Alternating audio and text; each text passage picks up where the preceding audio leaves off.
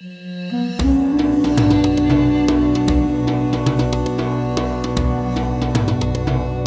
kick off with Dr. Carole Nakhle, CEO of Crystol Energy.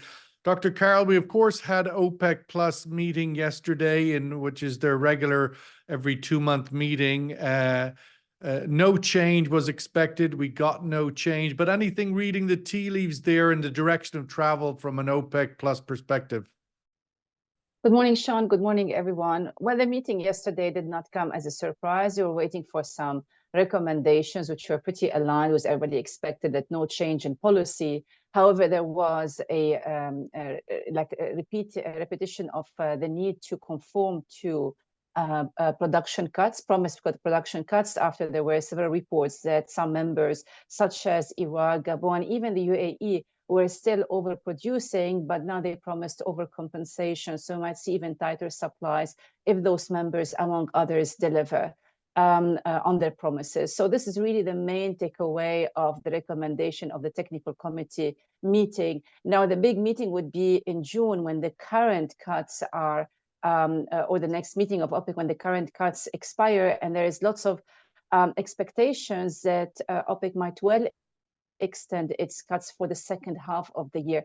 And this is where I go back to the IEA's forecast, no matter how people perceive them, but they do expect a market in deficit based on the assumption that OPEC Plus carries on with its cuts until the end of the year. So if those cuts are not pursued for the second half of the year, that raises a question mark about the condition of the market for this year. Carole, given those three pieces, if you like, the three legs of the stool that we just discussed in those opening comments, is there anything that one would identify as possibly the bearish narrative? We've got very tight supply restrictions by OPEC Plus. We've got a macroeconomic performance in the US and the Fed, pushing further and further away those possible rate cuts, and the geopolitical tensions mentioned there by that were mentioned in the context of both the situation in Ukraine, I think Laurie started with, and then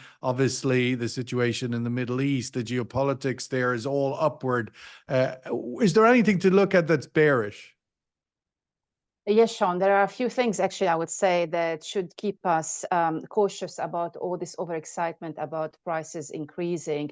And that's something I never understood, why suddenly you see in the media, everybody gets super excited that prices are heading up. But actually, if you take a step back and you look at it, given the geopolitical tensions, whether they are resulting in actual supply disruptions or just creating a fear in the market, we are, prices to be trading only at this level, despite the OPEC Plus cuts, that is by itself should keep us more cautious in our optimism about where prices are heading, and especially for those who are excited to see them going up.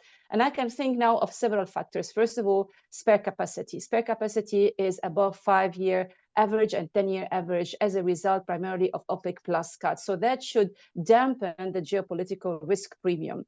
On the macroeconomic outlook, yes, we are seeing some encouraging indicators that would support maybe central banks' policies to start cutting rates, whether here in Europe or in the US. There has been some positive indicators coming from China, but I would say the most important player for oil demand in the world is China. So if you look at major forecasts from OPEC, from the IEA, no matter how divergent they are, they still put great emphasis on the role of China in driving demand growth. And there I can see major structural problems with the Chinese economy that are not going to dissipate overnight. So yes, we're going to see a bit of upticks here and there, but there are other problems with the property sector, a very important sector for the Chinese economy that requires bigger government support. And so far, actually, the more positive the data comes out of China, the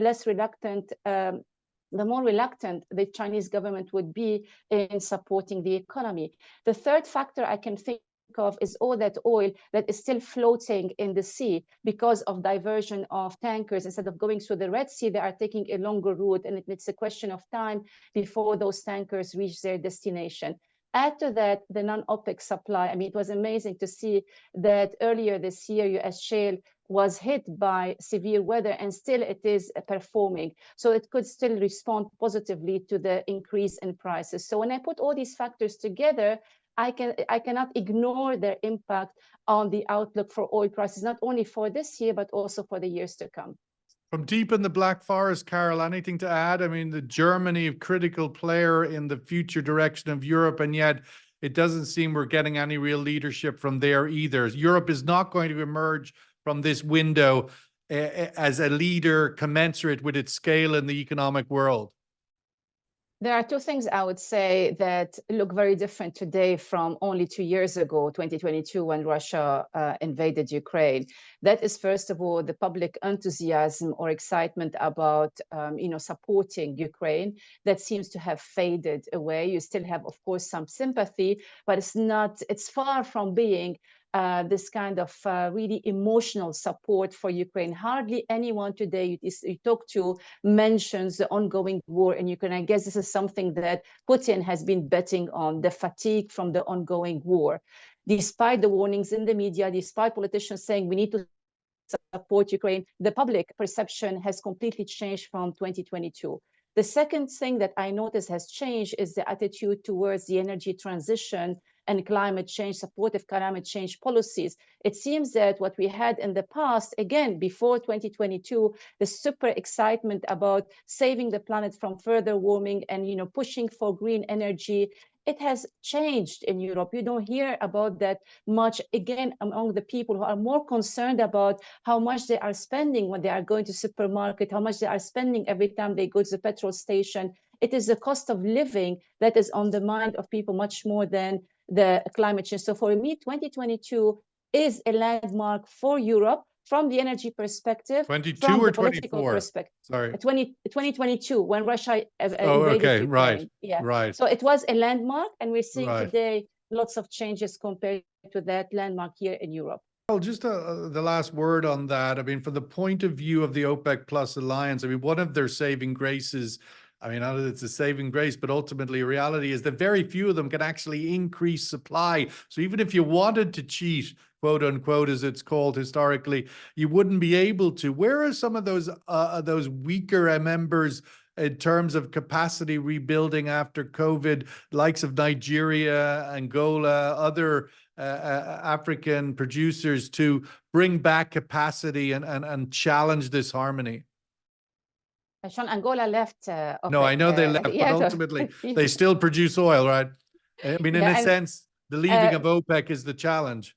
It's true. And I was going to add that, look, historically, OPEC was never a coherent, consistent entity. You always had the outliers, those who would cheat, but really the main drivers of OPEC and now OPEC Plus are the biggest producer, and that is Saudi Arabia. On the plus side is Russia. But I would always focus on what the Saudis are going to do next, and they are able to impose discipline within the group. The struggling members, such as Nigeria, for example, other African states, this has been a chronic problem because they have failed to attract sufficient investment. They have fantastic potential there, but that potential is very costly to extract, and they need investment in the country, and they're not providing the supportive policies to attract that investment. This has been a story in Nigeria for at least the last 10 years, and it's not going to change immediately. Gabon, even though it is overproducing, is just a tiny producer. It's not going to make a huge difference to a global oil market scene. Where I would see, not challenges, but maybe some kind of reputational damage, is that we should expect the membership within OPEC Plus to evolve over time. So it's not like going to be cast in stone. And Angola's departure, after other countries' departure, we can see that more countries are leaving in a shorter time span, but it did not affect the overall performance of OPEC Plus and its influence on the market. And it's much more beneficial for the big producers to stick together in terms of their influence on oil markets, especially as the energy transition accelerates, than to go in their own individual path.